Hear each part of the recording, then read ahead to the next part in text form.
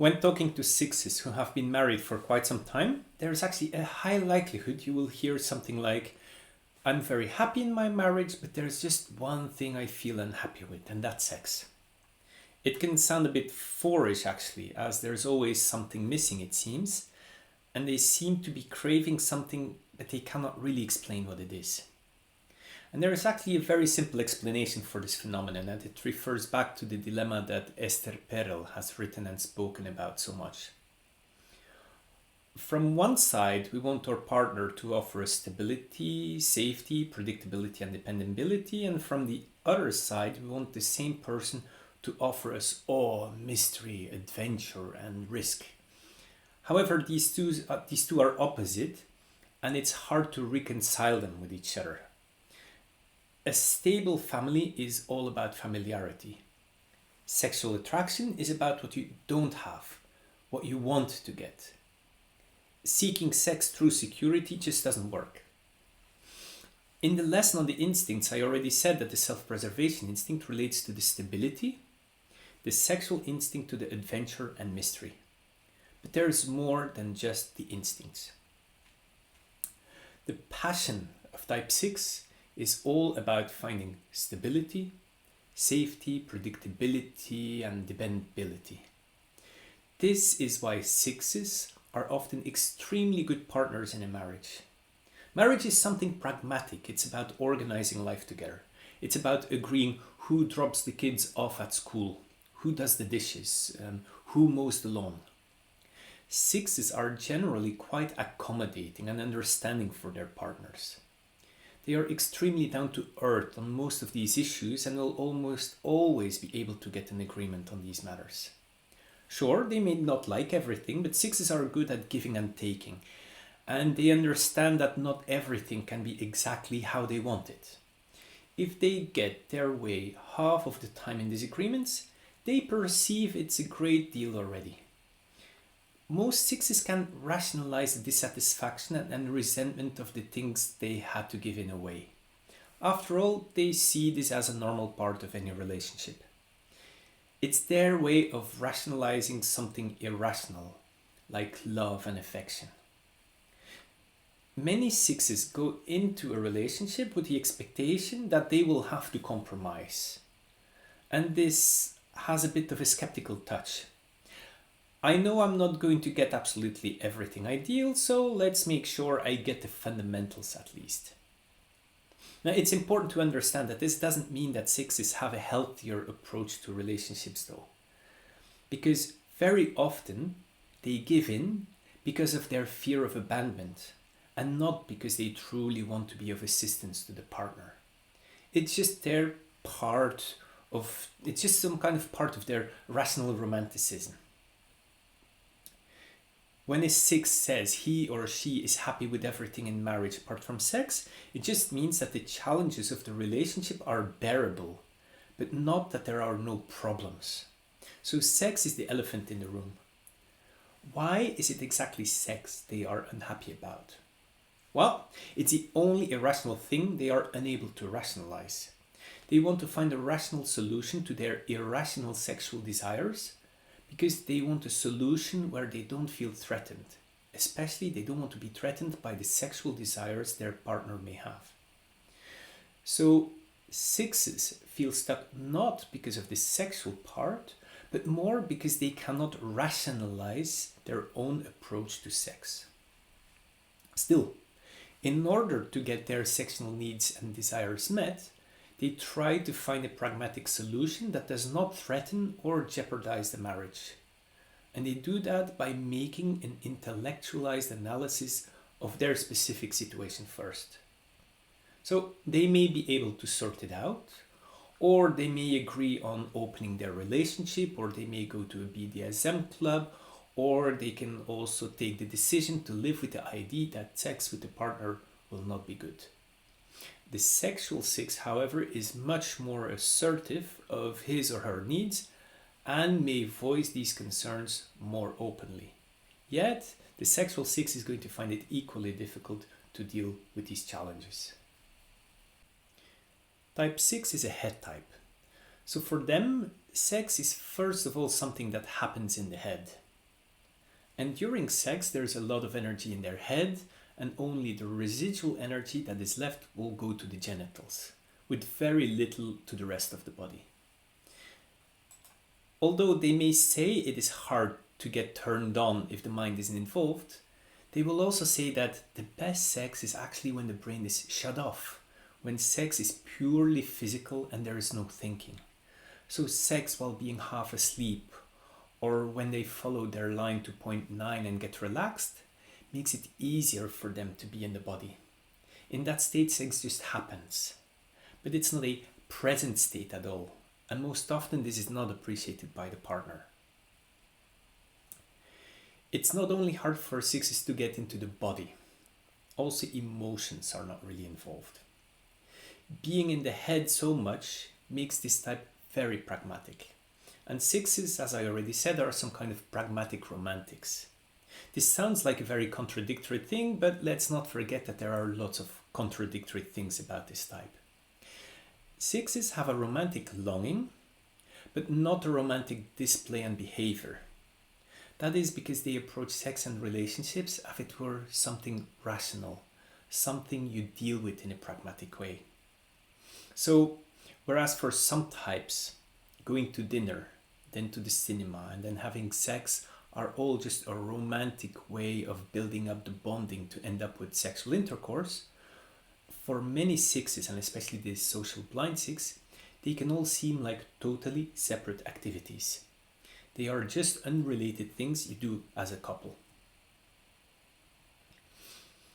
An important aspect of this pragmatic approach of sixes is their adaptability and agreeability, which I already referred to as some kind of advantage for finding compromises in marriage.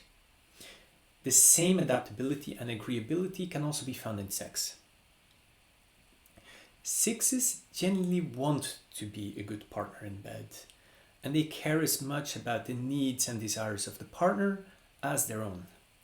They can adapt quite easily to the partner and fill in the missing energy. They can be dominant if the partner is submissive and vice versa. They can also be quite receptive if they know what the partner wants. A bit later I will talk about the lack of initiative from the side of the six, but this type is actually very open to any suggestions and novelties initiated by their partner.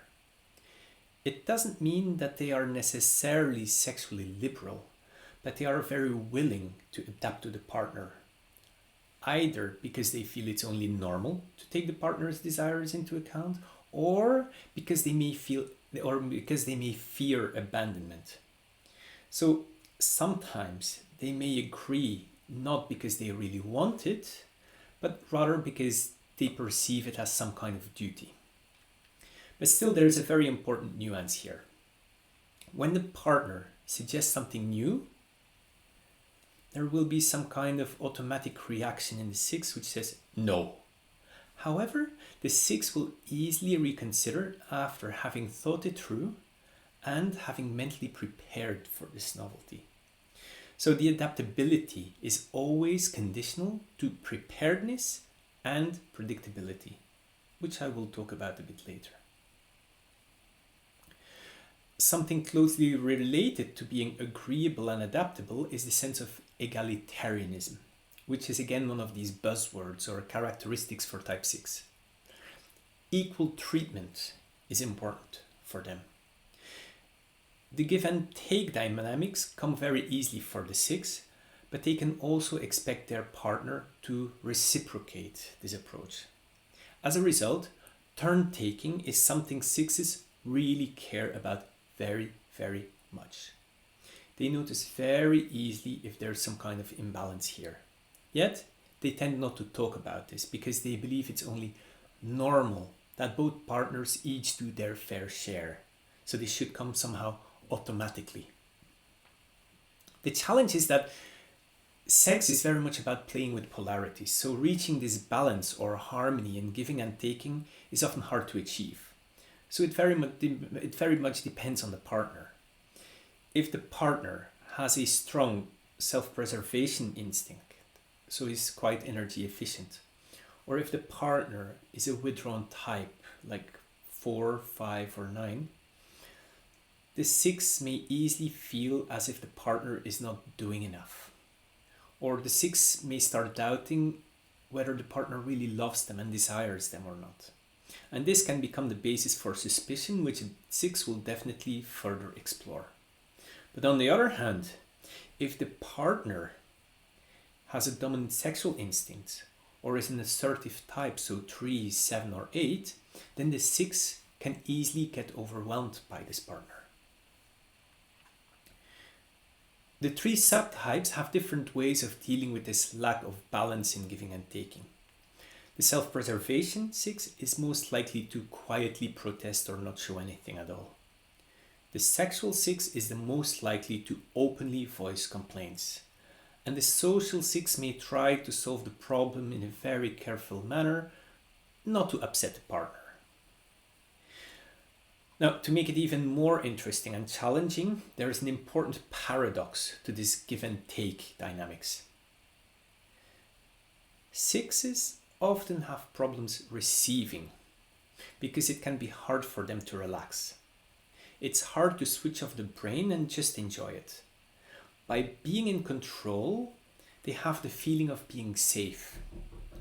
For example, the ideal scenario is that the 6 is also on the receiving end, but then they receive oral sex and after 2 minutes it's like, no, that's enough. This is especially true for the self-preservation 6, because if they were to have an orgasm, they would feel as if they've depleted their energy and they can no longer give.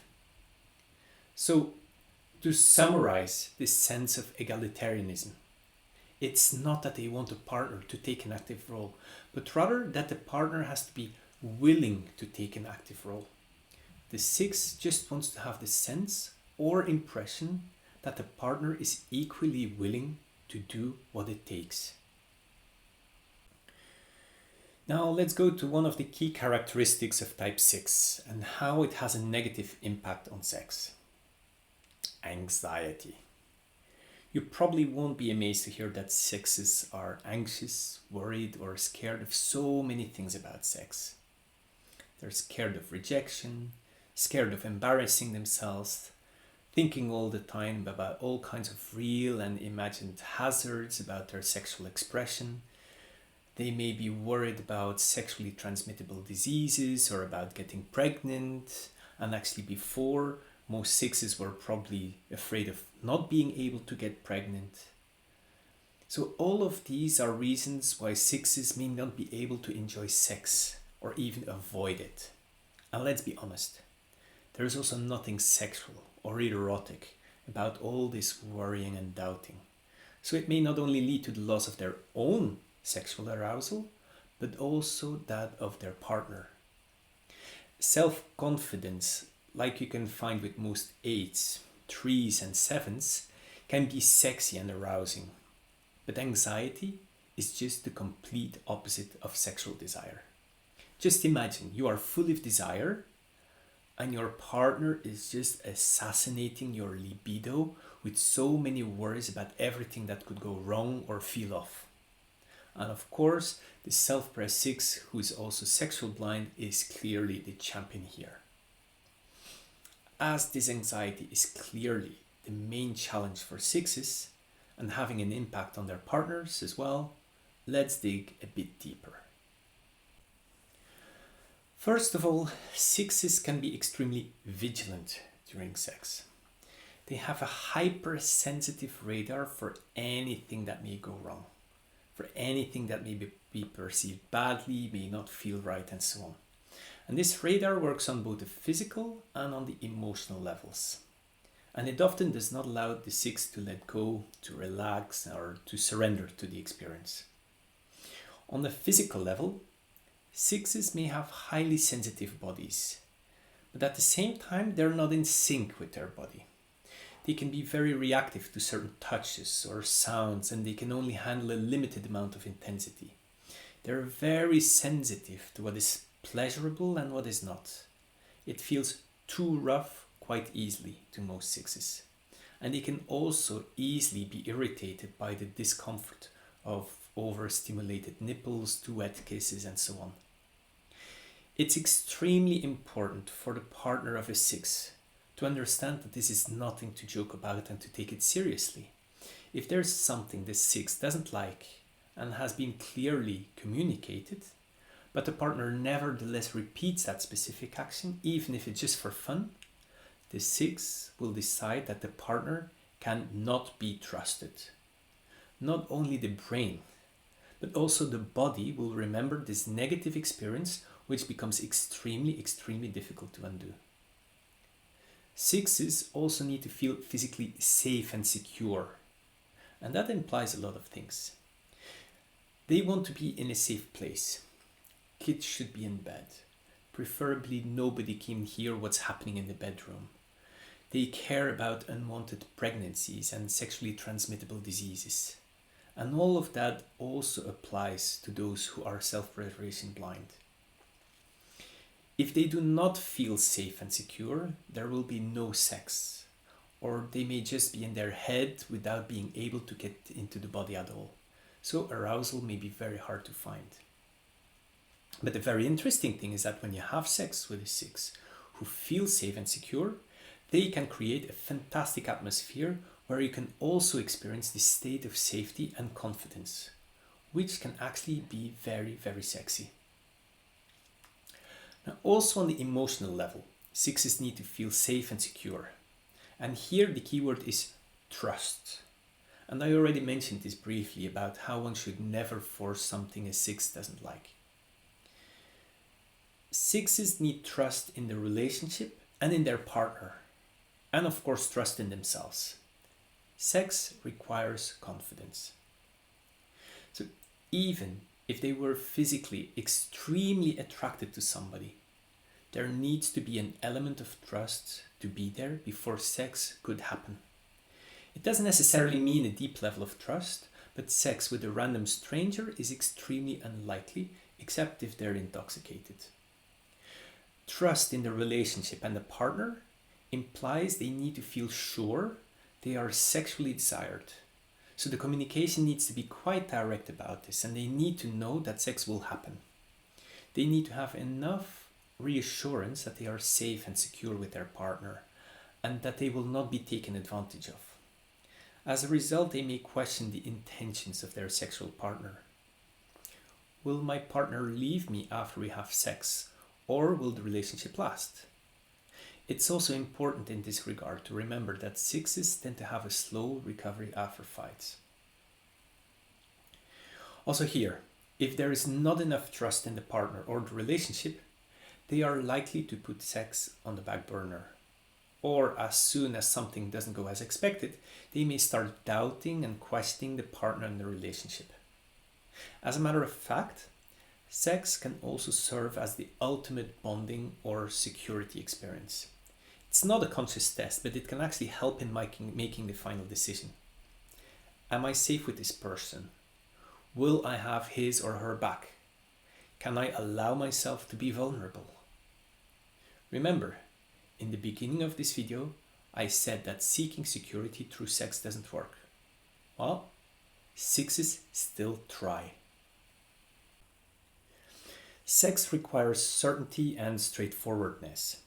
So the lack of self-confidence and trust in themselves is another great libido killer. Of course, this is the direct result of the permanent self-doubting, the struggle with low self-esteem and the heightened sense of their perceived flaws. 6s doubt their own sexual ability, and they are afraid of being sexually boring and not satisfying their partner. And so they have lots of questions about themselves. And even during the sexual act, anxiety may kick in when things don't seem to go well, or when they are in bed with an unresponsive or undemonstrative partner.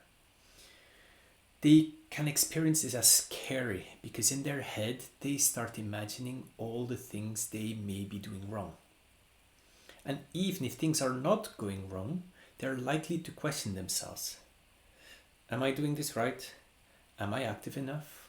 Or am I too active? What do I want to do? Have I been in this position for too long? Does my partner like what I'm doing? Should I ask my partner what he or she thinks? Or will I kill the arousal just by asking? Am I in my head too much already? Am I able to keep my erection? Oh, this is taking too long. Will I be able to get an orgasm? I said that when having sex with one, it feels like a threesome, you, the one, and the inner critic of the one. But in the case of type 6, it's like an orgy, because there's an entire orchestra of different inner voices that chatter with each other. And of course, the more questioning in their head, the harder it gets to remain aroused and get an orgasm. And also the partner may notice this very, very well. Because of this self-doubt and self-questioning, 6s are prone to ask for feedback as a way of getting reassurance. So they're not seeking true feedback, but rather a reassurance to counter their underlying fear of abandonment and betrayal. So it's not uncommon for 6s to ask evaluatory questions about their performance, like, did you come? Did you like the sex? Did you like what I was doing? This is especially true for those 6s who are using sex as a tool for ensuring the relationship with the partner is still okay and that they won't be abandoned. And in case they are not at ease with asking these questions, they may just say like, I really like having sex with you, in order to provoke the partner to tell his or her perception as well. It's hard for 6s to just know and trust their experience, especially at the lower levels. So they seek reassurance externally as their internal compass is not solid. Because they can struggle to connect emotionally during sex, they may not be very emotionally attuned to their partner during sex. And then after sex, they may feel insecure that they liked the experience, but that their partner was dissatisfied. So there is nothing romantic, sexy, or erotic about it, as it just highlights the lack of their self-confidence and their fear of abandonment. An even worse scenario is when they ask these questions to their partner in the middle of a lovemaking session. Logically, this is yet another libido killer, especially if the partner is fully into the experience and not in the head at all. This 6 may believe this request for feedback is rooted in their desire to ensure the partner has a good time. But in reality, it's most likely just another manifestation of the fear of abandonment, and they're not aware how they're actually wrecking the sexual energy. Of course, this may sound quite dramatic, but this questioning is fortunately not something they experience their entire life. This happens mainly in the beginning of a relationship when they are still insecure. When they know the partner for a long time and they don't fear abandonment, and where there's some kind of routine, there may actually be no request for feedback at all anymore. This anxiety, doubt, self-questioning, and fear of abandonment have quite some negative consequences on the sexual experience. In the worst case, this overthinking will lead to sexual dysfunctions. Performance anxiety is actually quite common among 6s, and it may lead to problems with arousal and lubrication, erectile dysfunctions, premature ejaculation, orgasmic disorders, and so on. And it's actually quite common for male 6s losing their erection purely out of the fear of losing their erection. So it's important to understand that most of these problems are not physical or medical, but entirely in the head. Less dramatic, but still quite negative, is the assassination of the own libido and arousal and that of the partner. And it also disrupts the ability of the 6 to be present with their partner, thus creating some kind of misattunement which further exacerbates this insecurity. Another consequence is that 6s are not assertive at all, especially when it comes to sex. According to the quantitative research of our colleague Sam Greenberg, only type 9 is still a little bit less assertive than type 6. So what does that mean in practice? 6s take lots of initiative, but their partner may not notice it because it all happens in the head of the 6. The six may have the impression of taking the initiative, but the thoughts and fantasies are most often not translated into action. So, whereas sixes may believe they are often taking lead, they rarely do so. The other thing is also that sixes may be quite provocative and suggestive in a joking way, but then they don't carry things through. Especially in flirting or in a new relationship, they may come across as very confident and hit at initiating sex, but then when the true opportunity arises, they just back off and disappear. Of course, in secure and long-term relationships, they may feel more confident in initiating sex. But even here, they're not as assertive as the other types. They may still fear that the partner will decline, so there may be some hesitation in their invitations for having sex. This is especially the case with a passive or with an unresponsive partner. This lack of assertiveness also shows up in how they tend not to voice their needs. Sixes may know what they don't want, but very often they don't know what they do want. They know what they don't want because of past experience or because of fears, but they can often be internally torn apart about their own wishes or needs, as they're not really in touch with their own body and desires. And they cannot want something that their partner doesn't also want, because that would be unfair and selfish. It would upset this egalitarian balance, so their own desires can often feel threatening.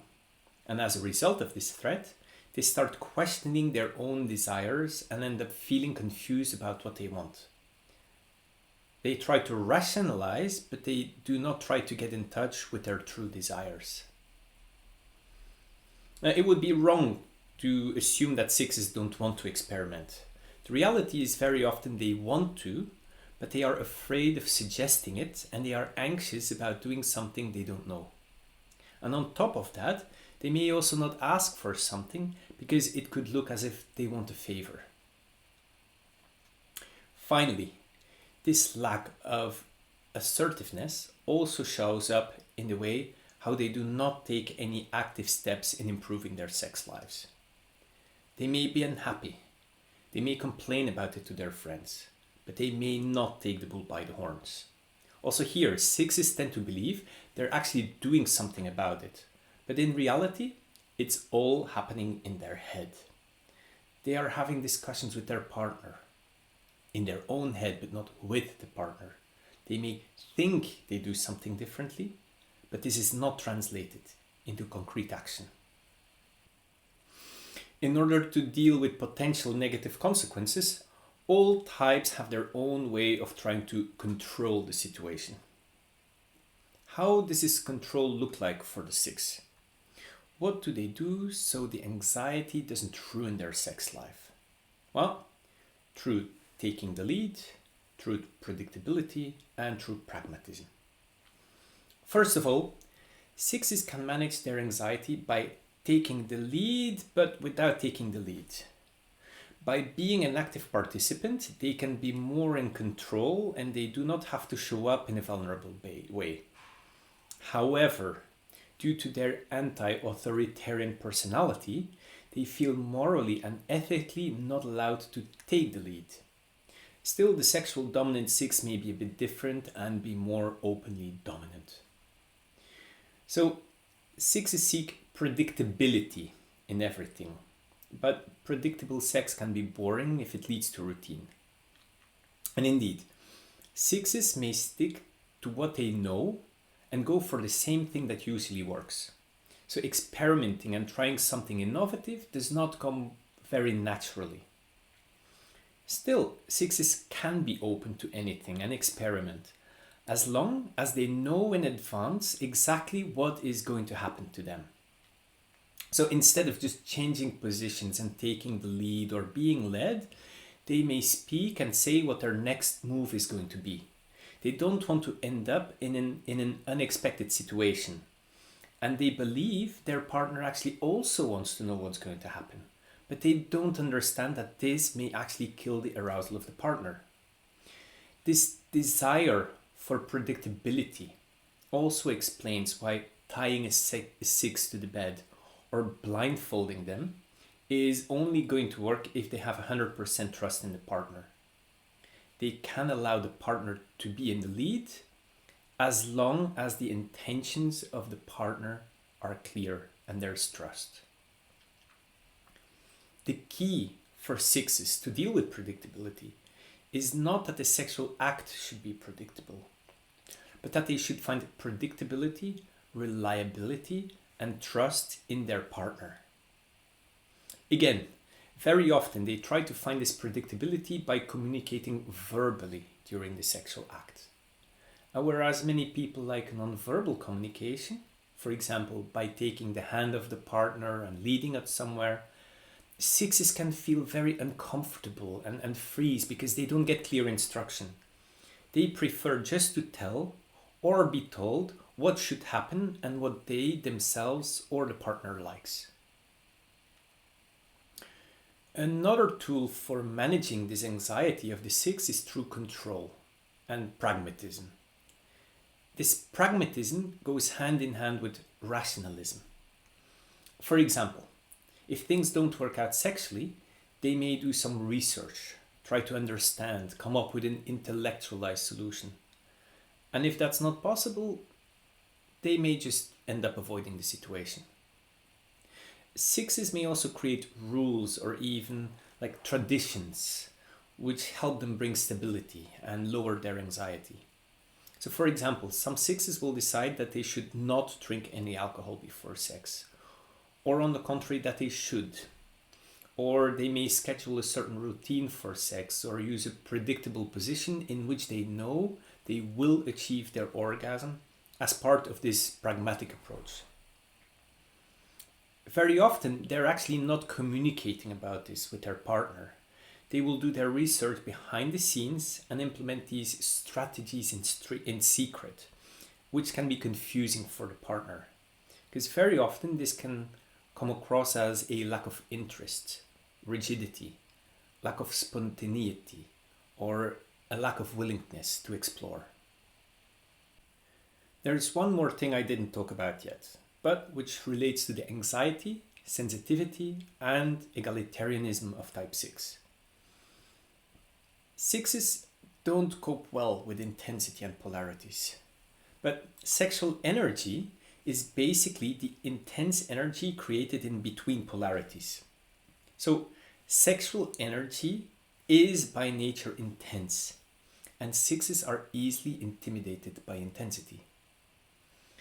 Sex is about the creation of tension, but sixes don't like tension. Instead, they want to equalize all polarities. So no wonder that sixes have such a hard time with sex. It also explains why their sexual act tends to be quite vanilla. It also explains why sixes tend to find partners who do not have a huge sexual drive or who have rather sexually repressed values.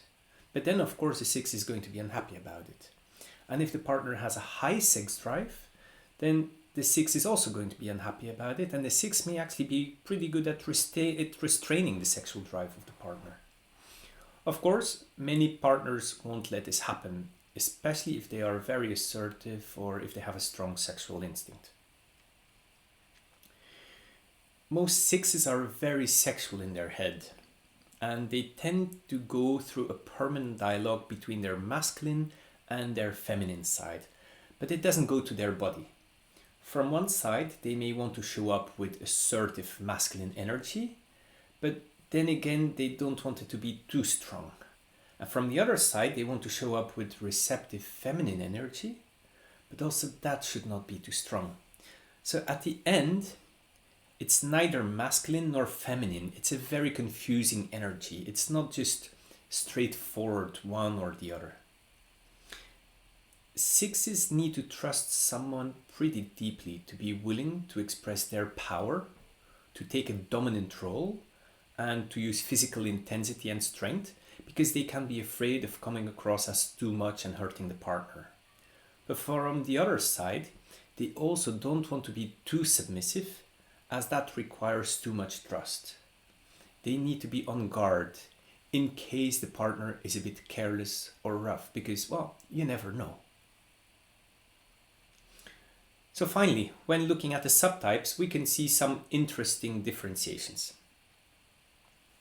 Unsurprisingly, the self-preservation 6 is possibly the biggest libido assassin of all 20 subtypes. Type 6 is about pragmatism. The self-pres instinct is also about pragmatism. So they're somehow double pragmatic. So also the most intensity averse. Self-preservation 6s need the most comfort, and they're also very energy conscious. As a result, there can be some kind of inner conflict between their principle of turn taking and their energy efficient instinctual drive. The dynamics of the sexual 6 are much more interesting though, because the qualities of the type and those of the instinct are very different. Type 6 is about logic and rationality, but the sexual instinct is about the irrational. This inner conflict creates a very confusing energy, and as a result, the sexual 6 is much more assertive, wild, playing on the edge of things, and so on. On the other side, there is a double fear of abandonment and jealousy. So sexual 6s tend to be jealous if their spouse is even masturbating, and in general, they have a less pragmatic approach to sex. And finally, logically, the social 6 is somewhere in between the dynamics of the self-preservation 6 and the sexual 6.